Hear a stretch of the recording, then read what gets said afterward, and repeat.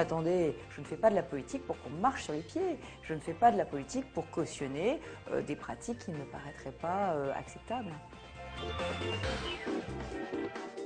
Elle avait l'image de la ministre bosseuse et consensuelle, mais depuis la primaire sanglante à l'UMP, Valérie Pécresse s'est jetée dans l'arène, quitte à donner des coups et à en recevoir. Alors quelles leçons en tire-t-elle de cette bagarre et des autres qu'elle a menées en pilotant une des réformes les plus ambitieuses du quinquennat Sarkozy? Et comment se forger une image médiatique au premier plan quand on est une femme et pas forcément du genre à aimer parler de soi? Cette semaine, nous déshabillons en tout bien, tout honneur Valérie Pécresse qui nous a reçus dans son bureau de chef de file de l'opposition à la région Île-de-France. Valérie Pécresse, bonjour. Bonjour. En préparant l'émission, on a vu pas mal d'images qui semblent déjà très anciennes, notamment une que je voulais vous montrer très rapidement. Ce sont les images de votre premier conseil des ministres en 2007. La ministre de l'Enseignement supérieur entre en scène. 2 heures après sa nomination, Valérie Pécresse arrive rue de Grenelle pour la passation de pouvoir. Il lui faut désormais peser chacun de ses mots. Je crois que François Fillon et Nicolas Sarkozy, pardon, excusez-moi, je recommence tout.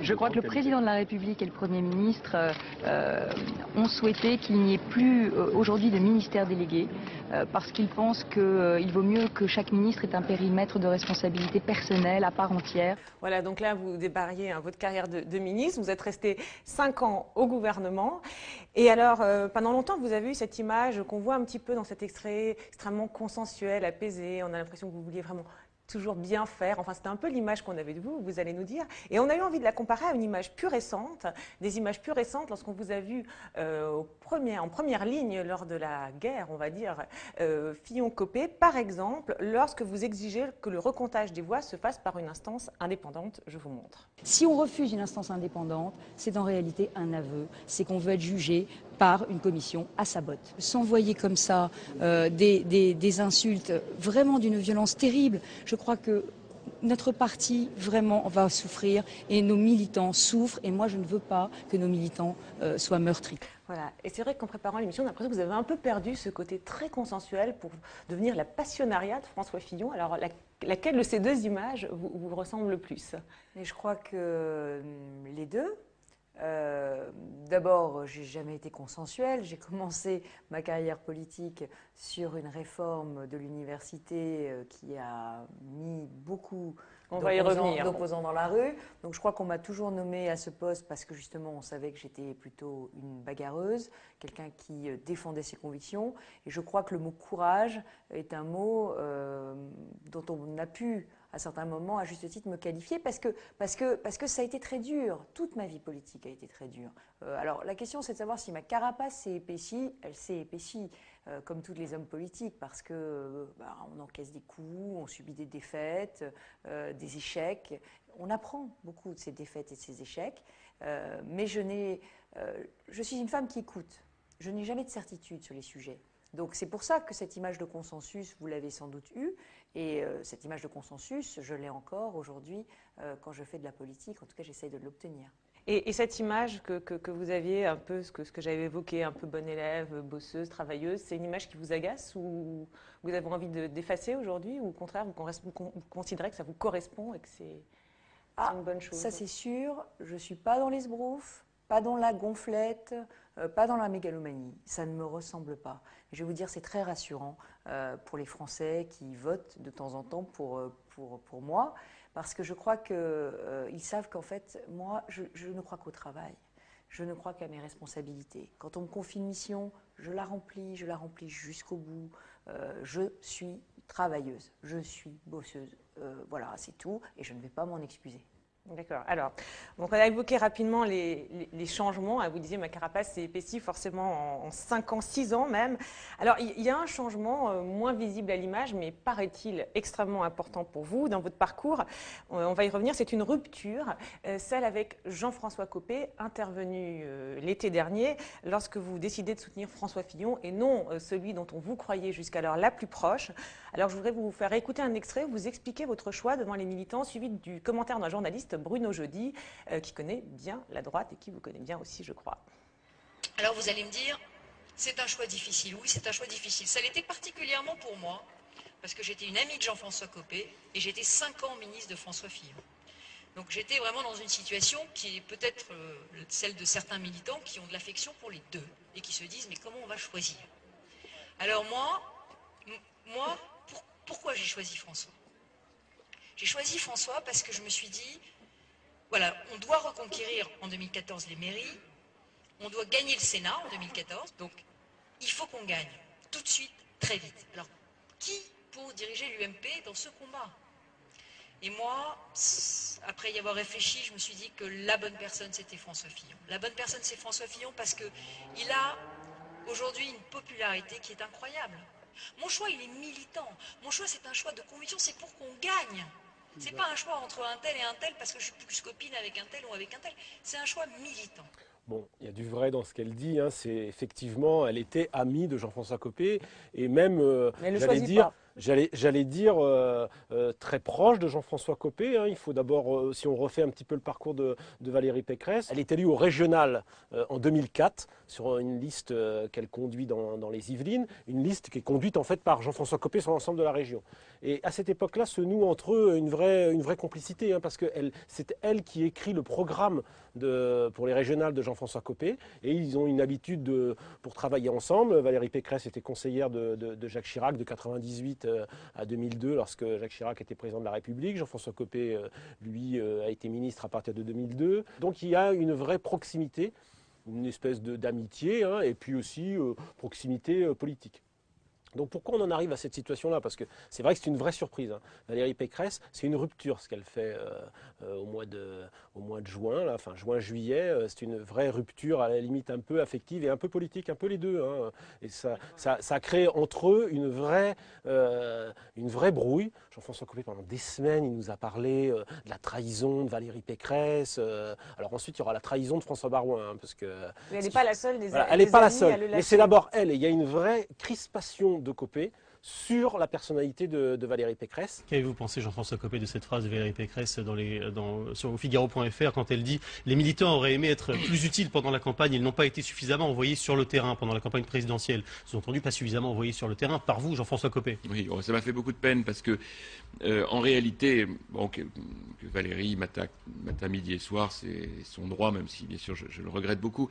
Mais je pense qu'on ne peut pas prendre les militants en otage de cela. Ils ont fait une campagne extraordinaire. Et souvent, elle l'a raconté d'ailleurs, Valérie Pécresse, à cette époque-là, qu'au fond, pour elle, elle aussi, elle a à peu près le même âge que lui, elle est ambitieuse et qu'au fond, elle pouvait aussi s'émanciper et avoir sa propre personnalité. Et vous voyez bien qu'avancer derrière le sillage de Jean-François Copé, c'était sans doute pas avoir la place qu'elle visait, à savoir une vraie place de premier plan. Or, François Fillon lui propose d'être la secrétaire générale de l'UMP s'il est élu. Alors, il y a une rupture affective, il y a aussi un peu une rupture politique. Je crois qu'elle le dit d'ailleurs dans l'extrait, c'est assez intéressant. Elle a été 5 ans la ministre de François Fillon. Oui, elle a fait tout le mandat. Et parmi les ministres de François Fillon qui est un personnage un peu solitaire, qui ne donne pas beaucoup de lui, qui est assez secret, un peu introverti, c'est des reproches qui lui sont généralement faits. Il y a une ministre avec qui il a bien travaillé, avec qui c'est toujours bien entendu globalement pendant ces 5 années.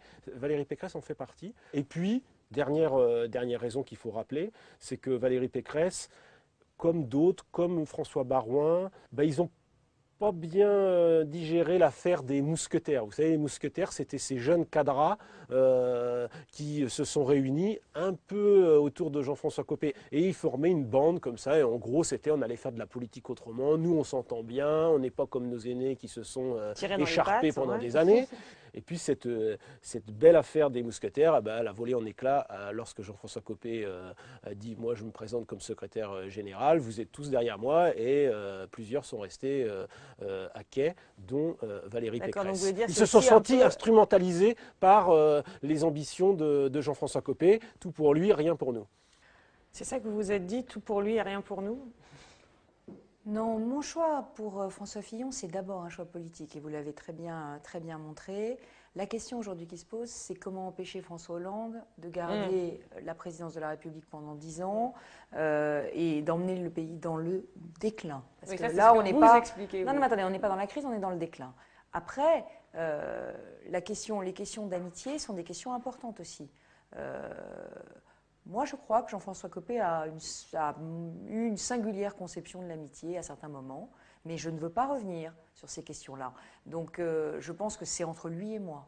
Et voilà, il ne faut pas en faire trop étalage. D'accord, mais ce que dit ce journaliste qui vous connaît bien, qui connaît bien la droite, c'est qu'ils vont dire qu'il est à peu près, il est dans le juste ou il est à côté de la plaque? Bon, je crois qu'il ne connaît pas ma relation personnelle avec Jean-François Copé et la façon dont elle a pu être égratignée par un certain nombre de comportements. Mais là encore, ça n'est pas la raison de mon choix. La raison de mon choix, elle n'est pas personnelle, elle est politique. Et c'est une vraie question que chaque électeur de l'UMP doit se poser. Qui, aujourd'hui, est le meilleur candidat pour nous faire gagner en 2017? Cette question, il faudra bien qu'on se la repose un jour. D'accord, donc ça veut dire que les égratignures, c'est une chose, mais que vous seriez été prête à supporter certaines égratignures, à supporter certaines choses, si vous aviez considéré qu'en tant que militante, il fallait les supporter, c'est ça? C'est exactement ça. Mon objectif, c'est vraiment d'essayer de faire gagner mes idées et surtout de faire gagner la France. Il dit quand même quelque chose, il emploie un mot qu'on a beaucoup utilisé et qui est un peu galvaudé, mais qui est quand même important, c'est le mot de rupture. Il dit que ça a été une rupture dans votre parcours parce que jusqu'à présent, je l'ai évoqué, hein, vous aviez réussi à avoir une position quand même assez consensuelle au sein de votre parti, j'entends, voilà, chiracienne, vous avez soutenu Sarkozy, ça s'est toujours bien passé. Là, il dit que c'est une rupture, c'est la première fois que vous faites un vrai choix. Est-ce que c'est important, ce genre de rupture dans une vie politique? Ce qui est important, c'est que je crois que maintenant, je suis vraiment une femme libre. C'était difficile avant. Entre 2005 et 2007, j'étais porte-parole de l'UMP. Quand on est porte-parole de l'UMP, on porte la parole du parti. Donc on ne peut pas... parfois, on pense des choses différentes, on met un peu un mouchoir dessus. On dit jamais le contraire de ce qu'on pense, mais on mezza voce, on fait taire ces dissonances. Après, j'ai été au gouvernement et ensuite... porte-parole du gouvernement. Là encore, quand on est porte-parole d'un gouvernement, on porte la parole. Donc là aussi, mezza voce, un certain nombre de dissensions. Par exemple, j'étais radicalement contre la circulaire Guéant sur l'accueil des étudiants étrangers. Je l'ai écrit à Claude Guéant, je l'ai écrit au président d'université en leur disant que j'allais tout faire pour faire changer cette circulaire. Mais j'allais dire... officiellement, j'étais porte-parole du gouvernement, je défendais l'action de ce gouvernement. Donc j'ai été dans une action politique, je ne le regrette pas, ça fait partie aussi du métier. Mais aujourd'hui, je ne suis plus porte-parole de personne. Voilà. Je ne suis plus porte-parole de personne. Il n'y a pas d'embrigadement de Valérie Pécresse avec un tel ou avec un tel. D'accord, donc cette fonction de porte-parole, on va dire, que vous avez souvent eue, c'est vrai, et même d'ailleurs on a eu l'impression parfois que vous étiez aussi un petit peu... même la porte-parole de François Fillon, qui s'était très peu exprimé à certains moments, vous n'en voulez plus, c'est fini, ça vous correspond plus. On va dire que je sais faire, mais on va dire aussi que je sais faire autre chose. Et alors, que j'ai autre chose à dire. Alors bon, vous ne voulez pas revenir sur les détails de votre relation avec Jean-François Copé, on ne va pas y revenir, mais quand même, il évoque les mousquetaires. vous formiez une espèce de, groupe, une petite bande avec François Baroin, Jean-François Copé, Bruno Le Maire, Christian Jacob, et votre idée c'est de faire de la politique autrement, si on a bien compris, de ne pas se tirer dans les pattes comme les autres. Alors ça veut dire qu'on ne peut pas faire de la politique autrement, que finalement, c'est quoi la leçon que vous tirez de cette expérience avortée? Vous avez raison, c'est peut-être qu'on ne peut pas faire de la politique autrement. C'est vrai qu'à un moment donné, il y en a un qui veut être chef, et puis il dit à tout le monde, bon, c'est moi le chef, et Bruno Le Maire a dit, pas forcément, François Baroin a dit, non, et moi j'ai dit, le meilleur chef, c'est François Fillon. D'accord. Donc, vous voulez dire que c'est systémique, c'est propre à la politique ou c'est une question de personne? C'était pas forcément avec cela qu'on pouvait faire de la politique autrement? C'était peut-être systémique, c'est peut-être qu'il y avait trop de talent dans ce groupe. Ah, c'est ça, trop de talent, d'accord. Bon, alors votre ambition, en fait, dans ce choix, par exemple, elle n'a pas été... C'est de gagner ma liberté. D'accord, voilà. c'était votre liberté. Je ne suis plus embrigadée par un tel, embrigadée par un tel. Moi, voilà, je vous dirai ce que je pense. Quelquefois, ça vous surprendra. Ce ne sera peut-être pas ce que vous attendez, j'allais dire, de l'UMP. Ce sera peut-être autre chose. Mais voilà, ce sera Valérie Pécresse. Sur ces 5 ans, vous avez évoqué, ministre fier d'avoir été ministre de Nicolas Sarkozy. Alors, vous avez une longévité exceptionnelle. Avec Roselyne Bachelot, vous êtes restée 5 ans au gouvernement avec 2 postes, le budget en fin de mandat. Chacune dans son style. Voilà, chacune dans son style. Avant l'enseignement supérieur, vous avez piloté des réformes difficiles, l'autonomie des universités, celle du statut des enseignants enseignants-chercheurs, avec à la clé souvent des tensions et parfois des universités bloquées, comme par exemple en 2009 à Strasbourg. Voilà, je propose de revoir un extrait d'un reportage télé commenté toujours, c'est la suite du commentaire de Bruno Jeudi. L'inauguration de la plus grande université de France aurait dû être célébrée en grande pompe, mais aujourd'hui l'université de Strasbourg est en grève et près de 2000 étudiants et enseignants sont dans la rue. À l'intérieur, une poignée d'opposants aux réformes va perturber le discours de Valérie Pécresse, faisant référence à Goethe. Si vous ne me respectez pas, respectez au moins Goethe. Dans une conférence de presse, la ministre a écarté toute idée d'un retrait du décret en se voulant rassurante. Et l'essentiel des craintes qui s'expriment vient de la façon dont il va être appliqué concrètement. Parce que vous avez un texte, c'est un peu abstrait. Ça a été un vrai test pour elle, parce qu'en fait, elle conduit une des réformes les plus compliquées que le gouvernement et Nicolas Sarkozy ont menées pendant le quinquennat précédent. Valérie Pécresse, elle est tout de suite soumise à rude épreuve, parce qu'en fait, ça commence pratiquement à l'automne 2007 et ça va durer pratiquement 2 ans. Où au fond, de la gestation de la réforme jusqu'au premier décret d'application, elle doit affronter les étudiants, les profs, les chercheurs. Donc elle est sur 3 fronts. Là, Valérie Pécresse, ça marche pour elle parce qu'elle a un soutien très fort de l'Élysée et de Matignon. Des deux à la fois, ce qui n'a pas toujours été le cas. Et du coup, elle peut mener sa réforme. Par moments, c'est vrai que l'Élysée s'est agacé de certaines de ses positions, de sa gestion des syndicats enseignants et étudiants. Il y a eu des tensions. Tout ça n'a pas été quand même toujours très facile. Elle a toujours eu quand même globalement le soutien de Matignon. Mais elle est plutôt sortie renforcée de cet épisode. Si vous ne me respectez pas, respectez au moins Goethe. Là, on la voit effectivement qui essaye de faire un peu d'humour. C'est apprécié ce genre de choses ou c'est un peu... Qu'est-ce que vous en pensez, cette manière de gérer les choses ? Je sais pas, c'est un peu sa manière à elle. Elle essaie toujours un peu elle a un petit côté maîtresse d'école. Elle essaie un peu des fois de trouver faire un peu de quelques mots d'esprit comme ça pour essayer de calmer les oppositions. Elle a un petit côté comme ça, mère de famille ou maîtresse d'école un peu pète sec, comme ça, de temps en temps, avec parfois l'humour aussi. Bon, c'est sa manière un peu de fonctionner. Je ne sais pas du tout si c'est efficace, parce que là, vu comment les gens étaient remontés, je ne suis pas sûr que ça ait calmé grand-chose. Vous dites, elle a eu le soutien de l'Élysée, le soutien de Matignon. En même temps, on se souvient que la réforme des universités, au départ, il y avait le volet sélection et le volet autonomie. La sélection, quand même, Nicolas Sarkozy a reculé. On a l'impression que finalement, elle a peut-être été plus en pointe que Nicolas Sarkozy, qui par moment a été tenté de reculer. Non, il n'y a pas eu... Ça, c'est un peu l'histoire des réformes de Nicolas Sarkozy. C'est-à-dire qu'en fait, Nicolas Sarkozy, au début, il arrive tambour battant, je vais faire ci, je vais faire ça. Et puis après, il réduit la voilure assez vite. C'est vrai que dans ce dossier, Valérie Pécresse et surtout François Fillon, à mon avis, ils étaient pour aller beaucoup plus loin. Or, si je me souviens bien, dès l'hiver 2007-2008, Nicolas Sarkozy réduit la voilure, sentant que on allait déjà passer cette première phase de la réforme, et puis on y reviendrait éventuellement dans un second mandat qui n'aura jamais lieu. Voilà. Alors sur les images d'abord.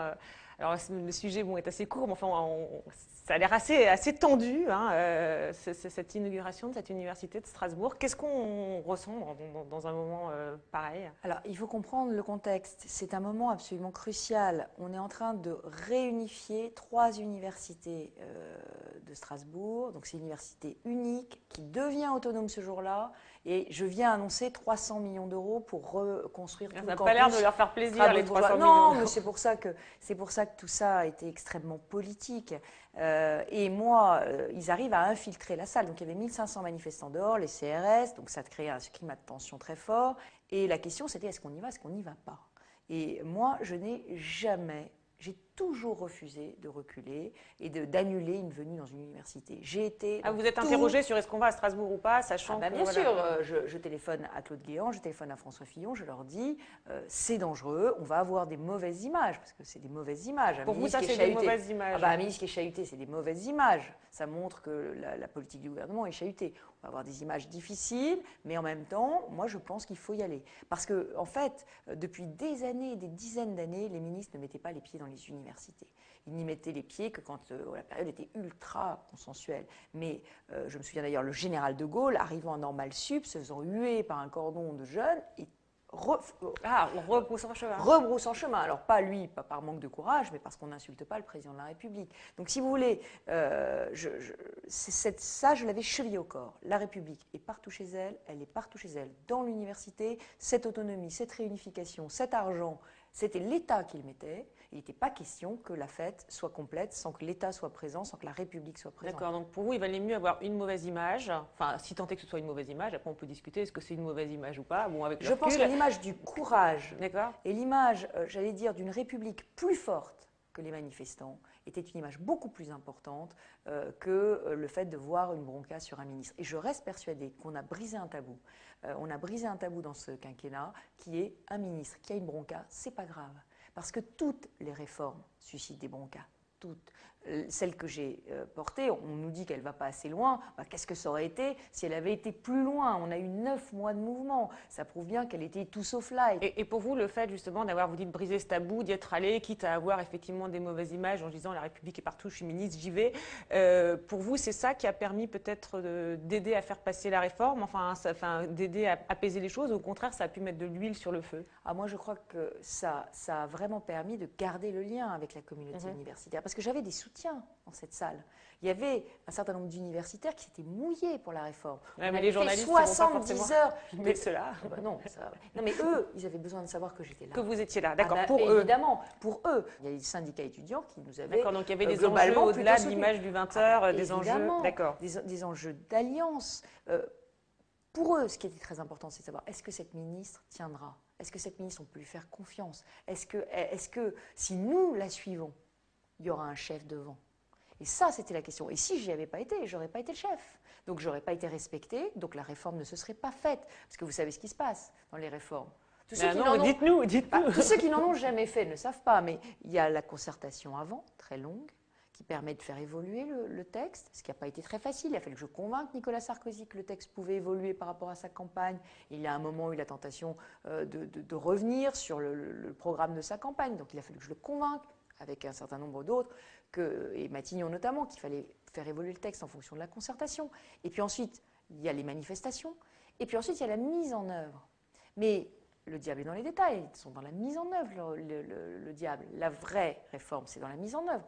Et dans la mise en œuvre, l'administration essaye de redétricoter tout ce que vous avez fait voter. Donc vous pouvez en fanfare faire voter une magnifique réforme si derrière, il y a une inertie, une force d'inertie très forte, et bien la réforme, petit à petit, elle s'effrite. Petit à petit, on revient donc c'est dessus. cette force d'inertie qu'il faut vaincre au départ. Et pour la vaincre, il faut un chef. Il faut quelqu'un qui se propulse. Il faut que le ministre soit le chef. Et après, je suis revenue à Strasbourg l'année d'après. D'accord. Dans l'euphorie et la joie de l'inauguration, de la découverte des maquettes du nouveau campus. Et c'est vrai que c'était une très très belle occasion. Alors, juste pour revenir sur deux aspects que vous avez évoqués déjà, et sur la phrase que vous dites, que vous prononcez, hein, si vous ne me respectez pas, respectez au moins Goethe. En même temps, moi je trouve assez amusante cette phrase. Lui dit bon, c'est tout à fait le style de Valérie Pécresse, un peu d'humour, mais en même temps attention, il est un petit peu maîtresse d'école. Vous l'avez improvisée cette phrase ou vous l'aviez préparée avant? Totalement improvisée. Mais d'abord, on n'imaginait pas que les manifestants rentreraient dans la salle. Il faut vous dire que tout le discours, je suis huée. Tout le discours, vous le faites avec la peur au ventre que les manifestants ne montent sur la scène. Oui, parce que un peu de chahut, ça passe, mais vous pouvez avoir... Point trop n'en faut. Oui, et puis vous pouvez vraiment être ridicule face caméra. Bon. Mais en même temps, je pense que quand on vit ce genre de situation, il faut trouver en soi, j'allais dire, des réflexes de zénitude. Et il faut aussi, à un moment donné, essayer d'apaiser un peu la colère qui monte. Et cette phrase, c'était parce que la bronca devenait trop forte, et donc il fallait la faire refluer. Donc cette phrase, elle l'a fait refluer parce qu'il s'arrête, il m'écoute. Ils sont bouche bée 5 minutes, et puis après on reprend, etc. Mais c'est un moment vraiment d'extrême tension. Enfin, je dis, ceux qui ne les ont jamais vécus ne savent pas ce que c'est que d'avoir 1500 manifestants, dont plusieurs centaines infiltrés dans une salle. Alors il a dit maîtresse d'école, mais c'est intéressant aussi parce que je pense que le politique doit garder un lien avec la jeunesse. Je pense qu'aujourd'hui aussi à droite... Donc maîtresse d'école, c'est pas si mal finalement, c'est ça? Non, j'aime pas ce mot, mais en même temps, l'idée que je revendique un rapport de confiance avec les syndicats étudiants, je l'ai revendiqué du début jusqu'à la fin, alors que toute la droite classique me disait « oh là là, bon, c'est des gamins, ils sont politisés, de toutes les façons ils sont manipulés par le Parti Socialiste, etc. » Et moi, je leur ai répondu « c'est pas vrai ». Parce que les étudiants sont ceux qui ont le plus intérêt à la réforme. On a fait cette réforme avec les étudiants parce que j'ai dit ils ont 18 ans et ils ont le droit qu'on leur parle. Alors, professeur peut-être, pas forcément professeur, mais en tout cas au contact des étudiants et avec une vraie volonté de pédagogie et certainement aucune condescendance. Alors, vous avez eu peur de, entre guillemets, sauter à ce moment-là? Oh bah, de toutes les façons, je savais en prenant ce poste que je risquais de sauter. Vous savez, vous êtes une femme, vous êtes la plus jeune du gouvernement. C'est que vous êtes forcément sur un siège éjectable, vous êtes forcément là où personne ne veut aller, vous êtes forcément sur la réforme la plus difficile. Alors il se trouve en plus que j'avais préparé le programme de Nicolas Sarkozy sur Université Recherche, parce que mon père est universitaire, parce que je suis élue du plateau de Saclay, qui est un très très fantastique projet scientifique, donc je voulais porter cette réforme. Mais si vous voulez, quand François Fillon m'appelle le premier pour me dire « est-ce que c'est un poste qui t'intéresserait ?» il me dit « je comprendrais très bien que tu dises non, que ça te fasse peur, etc. Mais on te trouvera à notre ministère… » C'est ça la question, est-ce qu'on trouvera autre chose? Oui, on te trouvera un sous-secrétaire d'État beaucoup moins exposé, il n'y a pas de problème. Mais en réalité, ce ministère était un des plus exposés. Et je le savais en le prenant, c'est-à-dire je savais que je pouvais sauter à chaque minute. Alors sur la réforme, il dit, grosso modo, François Fillon et vous-même, vous avez souvent été plus réformateur, on va dire, que Nicolas Sarkozy, qui avait un peu tendance parfois à vouloir reculer. Est-ce que c'était le cas? Écoutez, moi, je ne dévoilerai pas des secrets d'alcôve. Vous savez, ça dépend des jours et ça dépend des thèmes. Moi, j'ai vu Nicolas Sarkozy aller franchement sur la TVA anti-délocalisation. J'ai vu Nicolas Sarkozy aller franchement sur la réforme du statut des enseignants-chercheurs pour qu'ils soient plus évalués. Donc il y a eu des sujets sur lesquels Nicolas Sarkozy était très en pointe. Et d'ailleurs, même au-delà de ce que les Français pouvaient entendre sans se mettre en colère, on va dire. D'accord. Donc c'est vrai parfois, mais pas tout le temps. Mais parfois, il y a des sujets sur lesquels François Fillon était plus en pointe, parfois des sujets sur lesquels Nicolas Sarkozy était plus en pointe. Mais sur cette question de l'université, ce qui est surtout important, c'est que tous les deux ont tenu. Sinon, ils ont pas tenu. Ah bah attendez, s'il y avait eu le moindre signe de faiblesse, c'était fini. En tout cas, ce qui est frappant quand même, c'est qu'en y repensant, on se dit, François Fillon et vous vous ressemblez en fait. Hein. Vous avez tous les deux commencé, voilà, comme ministre de l'enseignement supérieur au même âge. Vous êtes tous les deux discrets, vous n'aimez pas trop parler de vous. Vous vous définissez comme des réformateurs. En fait, vous vous ressemblez beaucoup. Écoutez, il y a des raisons aussi au choix qu'on fait dans la vie. D'accord, donc c'est un choix, vous pensez que c'est bien de travailler avec des gens qui vous ressemblent? Ah non, je ne dis pas ça. Non. Je dis simplement que le choix que j'ai fait de François Fillon pour la présidence de l'UMP vient peut-être aussi du fait que j'apprécie un certain nombre de ses qualités et que je pense que la France en a besoin. Le courage, la sobriété, j'allais dire une certaine obstination, des valeurs. Oui, je pense que François Fillon, c'est le sens de la réforme. Parce que cette question de la réforme est cruciale. Vous savez, il y a deux types d'hommes politiques. Il y a ceux qui ont eu l'expérience du dialogue social avec les syndicats, qui ont eu l'expérience de la rue, qui ont eu l'expérience de la mise en œuvre d'une réforme, et ceux qui ne l'ont pas eu. Je suis sûre que ça transforme. Moi, je ne suis plus la même. Je ne suis plus la même que sur ces images. Ça change quoi? Ça change qu'on n'a plus peur de faire des réformes ou qu'au contraire, on se dit, oulala, on va y aller mollo maintenant parce que c'est pas si facile? Ça veut dire qu'on a envie d'en faire davantage. Parce qu'en fait, il y a une phrase, alors c'est Tony Blair qui l'avait dit le premier et qui est vraiment juste. Avant la réforme, ça hurle. Pendant la réforme, ça hurle. Et après la réforme, on regrette de ne pas être allé assez loin. D'accord. Parce qu'on pense au fait qu'après, tout le monde vous dira qu'on n'a pas été assez loin. Parce que tout le monde est content. D'accord. Et donc, si vous voulez, ça, c'est ce qu'il faut toujours se répéter pendant qu'on fait la réforme. À la fin, tout le monde sera content. Là, c'est dur, mais tout le monde sera content. Oui. D'accord. C'est pas évident, c'est pas évident. D'ailleurs, c'est pas totalement vrai. Il y a toujours des gens qui regrettent l'ancien temps. Il y a toujours des gens qui regrettent l'ancien temps. Et donc, vous diriez que vous ressemblez à François Fillon ou pas au finish? Oui. Non, je crois qu'on n'a pas du tout les mêmes parcours. Et alors, est-ce qu'il n'y a pas quand même une différence? Parce qu'on a l'impression que vous êtes parfois un peu plus inquiète que lui. Par exemple, pendant la campagne des primaires face à Jean-François Copé, voilà, il paraît que plusieurs fois vous êtes inquiété, que la campagne n'était peut-être pas assez présent, etc. Est-ce que par moments vous êtes plus inquiète que lui? Écoutez, moi je me compare pas, je me compare à personne. D'une manière générale, vous l'avez dit, moi je crois que vous l'avez compris, je suis plutôt une perfectionniste. Donc j'essaye de mettre toute mon énergie dans les batailles que je mène. Donc vous disiez ça ou pas? Vous lui disiez alors il faut aller un peu plus sur le terrain, il faut, je sais pas, il faut dire telle et telle chose ou... Écoutez, moi je ne révèle jamais mes entretiens avec les D'accord, hommes politiques. ok. Bon, là, ah, je suis désolée. Non, mais je crois que de toutes les façons, toutes les batailles, il faut les mener à fond. D'accord. Et il l'a mené à fond celle-là ou pas? Oui, il l'a mené à fond, mais il a eu malheureusement, vous le savez, des soucis de santé qui ont été une vraie malchance pour nous. Alors, dans cette primaire, il faut rappeler que voilà, si vous avez pu justement conclure qu'il fallait la mener vraiment à fond, c'est que vous aviez déjà eu auparavant l'expérience d'une primaire à l'UMP. C'était même la première primaire organisée par l'UMP. Elle vous opposait à Roger Carucci pour conduire la liste UMP aux élections régionales en Ile-de-France en 2010. À l'époque déjà, la primaire avait été violente, comme le prouvent ces images qu'on va voir du seul débat organisé entre vous et Roger Carucci, un débat où vous aviez été hué par les partisans de votre adversaire. Je vous propose de revoir quelques images commentées par le psychanalyste et philosophe Jean-Pierre Winter. Alors, dans cette campagne, bien sûr, je vais apporter la fougue et l'énergie de la jeunesse. Mais dans cette campagne, j'apporterai aussi l'expérience politique de ces 10 années, au local et au national. Vous m'avez vu une dernière fois, vous m'avez vu...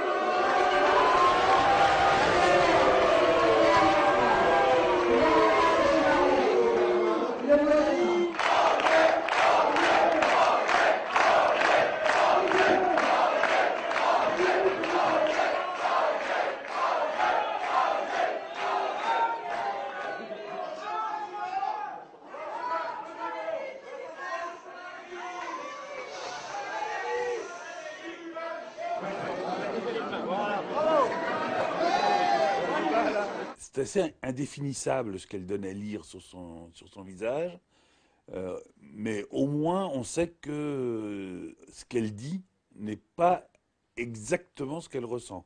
Par exemple là, c'est vrai qu'on voit un moment, d'ailleurs quand Roger Carucci parle, elle est là dans le fauteuil, elle fait une tête, enfin on se demande un peu... Oui, même l'attitude corporelle, elle est effondrée, alors que c'est plutôt quelqu'un qui a de la tenue, comme on dit. Au finish, je dirais, ce que j'en retiens en tout cas, c'est que quand elle parle, elle n'est pas là où elle dit. Ah oui, même quand elle a l'air d'être assez bonne comédienne, enfin, parce qu'on se doute c'est dur pour oui, elle. Mais comme un comédien, justement, comme un bon comédien, en l'occurrence comédienne. Ceci dit, c'est le cas de beaucoup de politiques, mais en général, ils essayent de le dissimuler, alors que j'ai l'impression, dans ce qu'on peut voir à différentes occasions, et dans cette occasion-là, qu'au contraire, elle en joue.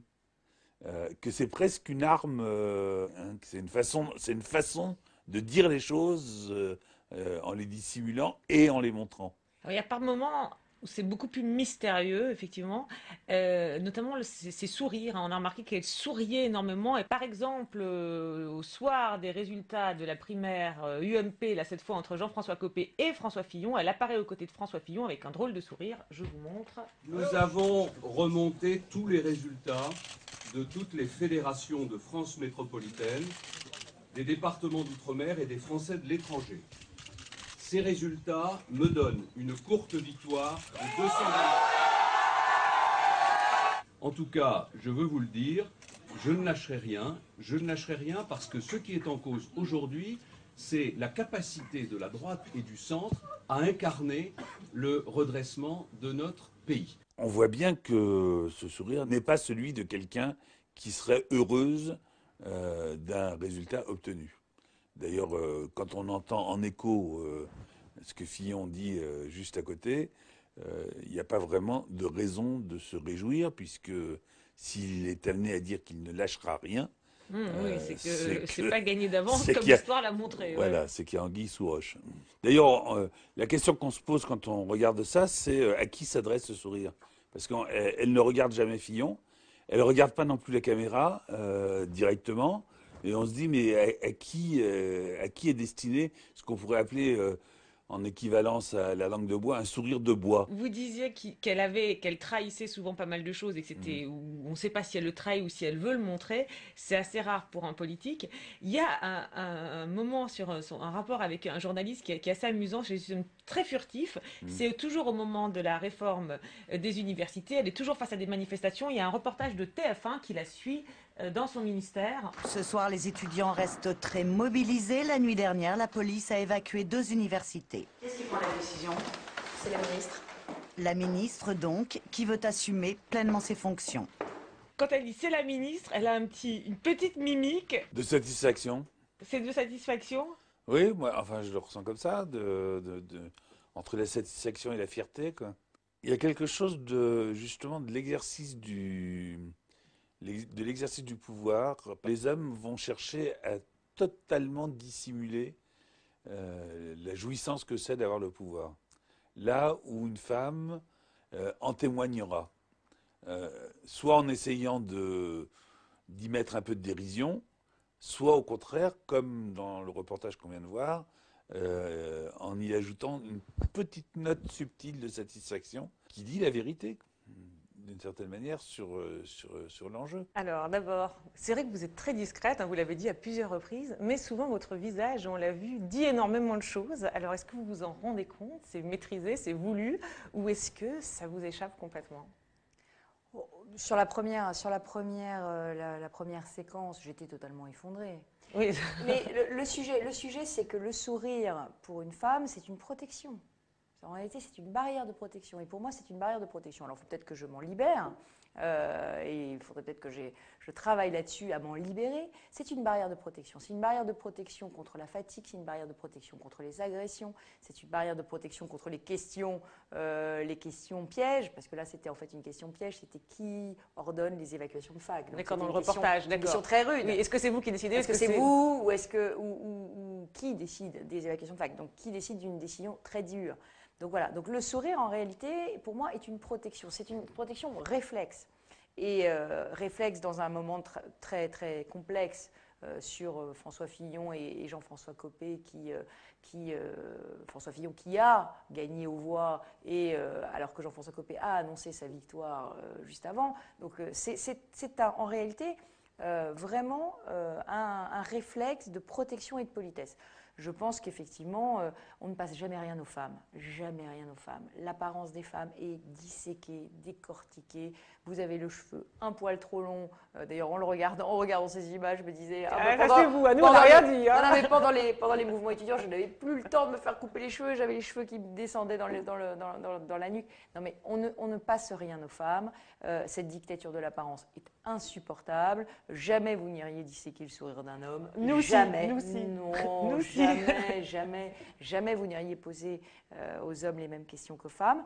Mais bon, si c'est un vous collectif, les journalistes peut-être, si c'est nous, je vous assure. Les journalistes, d'une manière générale, ils le font très très peu. Et c'est vrai aussi que les visages des hommes sont beaucoup moins expressifs, qu'ils ne se donnent pas vraiment le mal de sourire.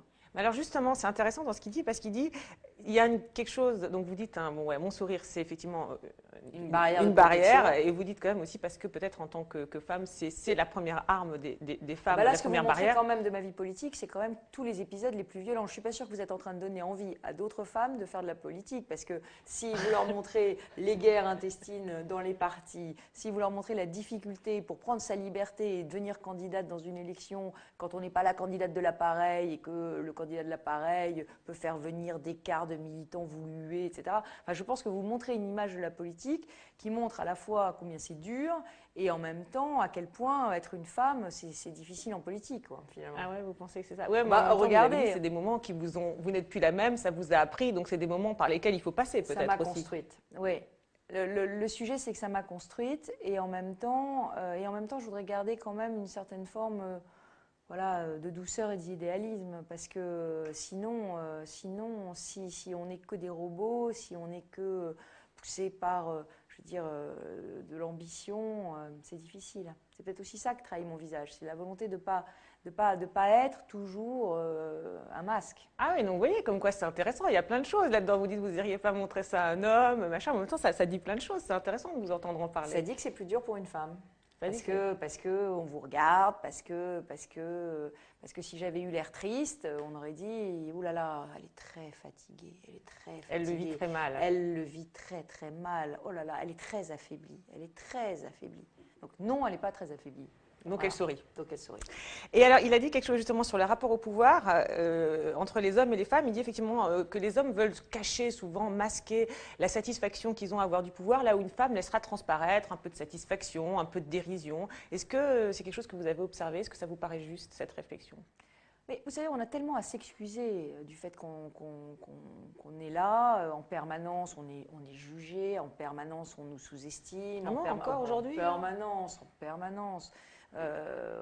Je vais arrêter, mais sur le florilège des propos machistes qu'on a en permanence, c'est vraiment très difficile. Et c'est parce que c'est un procès en incompétence qu'on nous fait. Alors, qui peut s'appuyer sur des précédents, hein? Je veux dire, toutes les femmes qui ont fait de la politique n'ont pas forcément réussi, toutes n'ont pas forcément joué collectif, toutes n'ont pas forcément joué le jeu des partis aussi, n'ont pas fait le même parcours qu'un homme. Oui, en gravissant les échelons, certains ont voulu les contourner, jouer plus une image personnelle, les médias contre l'appareil. Et ça, les hommes ne le pardonnent pas. Parce que vous imaginez bien que, là aussi, pourquoi est-ce qu'on me respecte aujourd'hui, je pense, j'espère, en politique, c'est parce que j'ai gravi tout ça. C'est parce qu'ils ont vu ces images, les hommes politiques. Voilà, donc vous voyez, donc elles sont bien ces images finalement. Disons qu'elles montrent sont positives, elles ont calmé. Voilà. Je n'ai pas échappé, j'allais dire, à toutes les épreuves initiatiques d'un parcours d'homme politique. Donc vous ne le vivez plus? Ah bah si, parce qu'à chaque étape d'un parcours, il y a le procès en incompétence revient. À chaque étape du parcours, il revient. D'accord. Et vous savez que mon prochain combat, c'est la présidence de la région Île-de-France. Oui, donc vous repartez en 2015. Oui, mais c'est un combat qui est important pour moi, parce que je voudrais montrer comment on peut gérer cette région autrement et la faire fonctionner autrement. Et alors votre arme, ce sera quoi? Parce que vous dites qu'il faudra peut-être moins sourire, parce que... Non, mais mon arme... Vous avez réfléchi comme ça à comment, à quelle image, à quelle... Moi, je vais vous dire, mon arme, ma protection, c'est le travail. C'est le travail, c'est l'énergie, c'est aussi, j'allais dire, la qualité des relations humaines que j'ai su tisser avec toute une série de personnes tout au long de ce travail politique, dans la France entière, des personnes qui ont confiance en moi, qui me soutiendront, qui m'aideront, qui me donneront des idées. Et c'est ça. En fait, la politique, on ne peut pas la faire en solitaire. On doit la faire forcément en créant un réseau de confiance, de soutien, d'amitié qui passe au départ évidemment par les militants, les électeurs. Sur les amitiés, vous disiez que l'amitié, ça ne marchait pas toujours en politique au début de l'entretien. Vous disiez que ce n'était pas forcément une valeur... Non, l'amitié c'est réciproque. Voilà, c'est ce que je disais. Enfin, en tout cas, pour moi, l'amitié, ça doit être réciproque. D'accord. Sinon, ça ne s'appelle pas de l'amitié. On a l'impression que vous êtes dans une stratégie plus d'ancrage local que d'autres, effectivement, comme on pense à Nathalie Kosciusko-Morizet, qui est plus dans une stratégie peut-être plus personnelle, avec une communication plus personnelle. Vous pensez qu'il y a un peu comme ça deux stratégies qui se distinguent, qui s'opposent? Je ne cherche à être personne d'autre que moi-même. D'accord. C'est vrai que c'est pas mon genre de me projeter en haut de l'Himalaya et de me dire comment est-ce que j'arrive en haut de l'Himalaya. L'Himalaya, c'est le président de la République? Oui, c'est sans doute ça. Il doit y avoir un certain nombre de mes petits camarades qui, depuis qu'ils sont tout petits, rêvent d'être président de la République. Moi, c'est pas du tout comme ça que je fonctionne. Moi, je fonctionne pas comme ça. Je suis à un endroit et je me dis... est-ce qu'on a besoin de moi quelque part? Est-ce que je me sens l'envie et le désir? Est-ce que j'ai la capacité d'aller ailleurs? Vous voyez, je me pose quand même la question. Alors c'est très féminin, hein, ça. Les femmes, pas toutes, puisqu'il y a d'autres femmes. On pense à Nathalie Kosciusko-Morizet. On a l'impression. Donc c'est pas que toutes les femmes. La jeune génération est parfois un peu différente, mais c'est assez féminin quand même, parce que moi, vous voyez, là, en ce moment, je suis en train d'aller chercher des femmes pour aller au municipal. Et la première chose qu'elle me demande, c'est est-ce que j'en serais capable? Alors qu'un homme ne se posera jamais la question de savoir s'il en est capable. La seule question qui se posera, c'est de savoir s'il en a envie. Donc vous voyez, les femmes sont un tout petit peu... Moi, j'ai les deux. J'ai à la fois mon envie personnelle, mais j'ai aussi ma capacité à faire et à être utile. Merci beaucoup Valérie Pécresse. On va vous laisser retourner au travail. Merci. Merci beaucoup. Cécilie. Même plus sourire. Voilà. Ah non, mais ça a intrigué ce sourire. C'est plein de gens m'en ont parlé. Alors peut-être parce que vous êtes une femme, même au café du matin. Ah mais pourquoi il souriait? Alors je me suis dit quand même, il faut lui poser la question. Et je souriais en fait à des journalistes. C'est vrai, je souriais pas à la caméra, je souriais à des journalistes. Et je souriais parce que c'était une protection. C'est ce que vous avez dit. Comme avec Carucci. Ouais. C'est le même genre de sourire d'ailleurs en réalité. Ouais. Mais les hommes font moins de mimiques, ils ont des visages plus figés.